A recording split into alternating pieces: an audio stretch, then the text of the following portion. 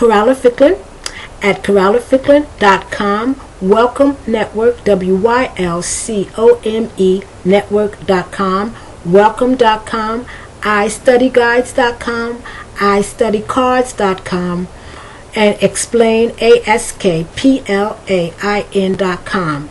We were talking about irregular verbs, and that irregular verbs, generally speaking, have three forms. There's a simple form, the form that you use in the past tense, and there's the participle, past participle form. And I gave an example of when you have three forms and the three forms are different, and three forms when two of the forms are the same. So I want to give the example again. Let me give you another example of the verb to take. So you have take, took, taken. Take, took, taken. Three different forms. But then you have the verb to think. Think, past tense, thought, past participle, thought. So there you really only have two forms. Two forms, because two forms are the same. Thought for the past tense of the verb, thought for the past participle of the verb. Now, let me give you some advice that I would give my students when I used to teach, what I would tell them to do. I would say that every language requires memorization. Every language. And the benefit that you get from actually memorizing a language outweighs the hard work that you have to do in the beginning. Because after a while you just get used to it. Just like anything, you get used to it. And the more you get used to it, the easier it becomes. And after a while you even forget that you have to memorize. You just say, okay, so I have to deal with these verbs or that verbs. And sometimes after a while your brain rewires itself, or at least I say, because I'm not a neurosurgeon or I never studied neurology, but I think your brain rewires itself that certain things you just begin to pick up as natural because you have rewired your brain to understand the logic of English. So in the beginning it might be challenging, but with time I think your brain rewires itself, so then you say, well, that makes sense. Yeah, that's how you would say it in English, even though English is not your language. Because English begins to become almost second nature, just like your first language is second nature. And then after you learn a second language, the third language is even easier to understand, because you begin to just say, I have to do this, this, this, this, and certain things become, as I say, second nature. The word isn't easy, it just becomes a part of you. Okay, so this is what I would tell my students. You can do this on your own. You can go and make flashcards. And you can make flashcards of irregular verbs. And so you can have the verb to think, but don't add the to it because that's the infinitive. And so you would have think, thought, thought. Or take, it's the verb to take, took, taken. And then you learn those three words. Depending on how much time you have and how much time you're willing to put into it in a day, you can do, I would advise, up to 3 verbs a day. Or if you just want to do it, you could do 1 verb a day.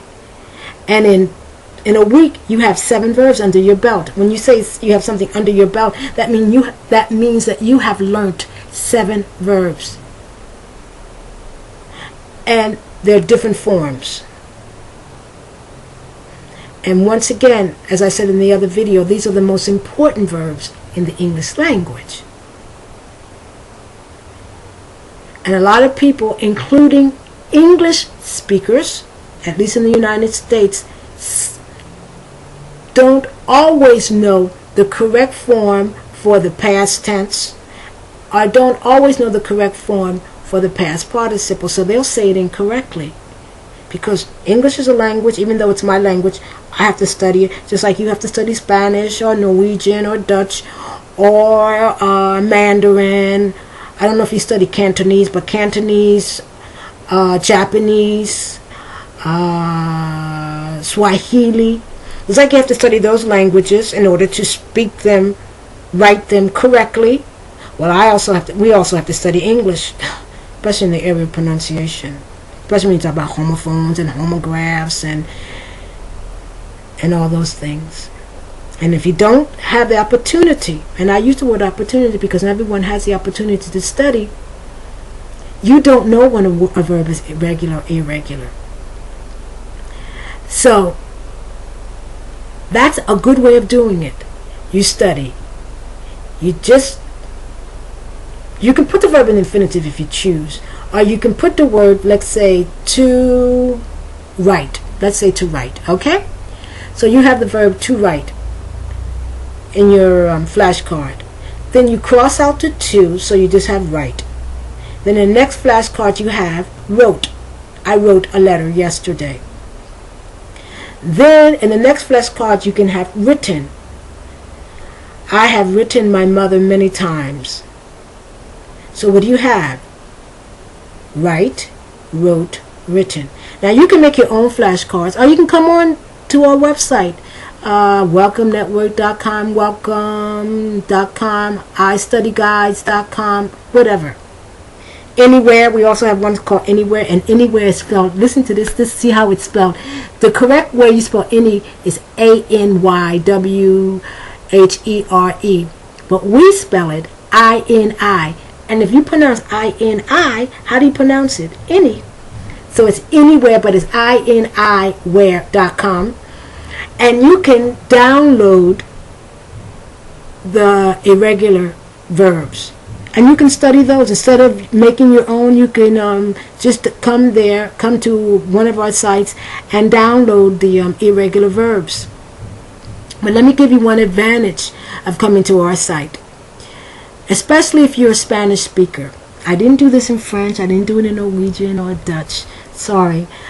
I don't speak those languages that well to do it. Although I know that, a lot of people in those countries also speak a little bit of English. So this might help. But anyway, what I did was,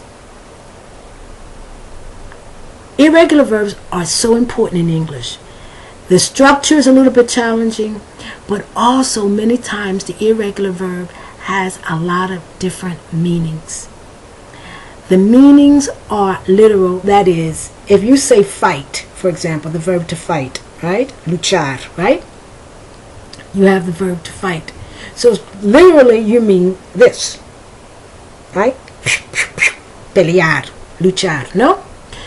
But also, and this is a very important aspect of English, Spanish, German, Portuguese, whatever. There's a literal definition, but there's also the metaphorical or the figurative definition. So I translated all the irregular verbs, and I didn't just translate the literal meaning, but the metaphorical meaning. All of the verbs in Spanish, all the verbs in English, irregular verbs, and you get both a literal translation and you also get metaphorical translations of those verbs, right? Like, for example, if I say, she ate his lunch, she's not talking about literally eating the lunch of someone. It means she outwitted him, she beat him. By the way, beat is an irregular verb. Okay, so time is up. Later on we do more videos on irregular verbs. Coralla Ficklin at corrallaficklin.com. Thank you very much.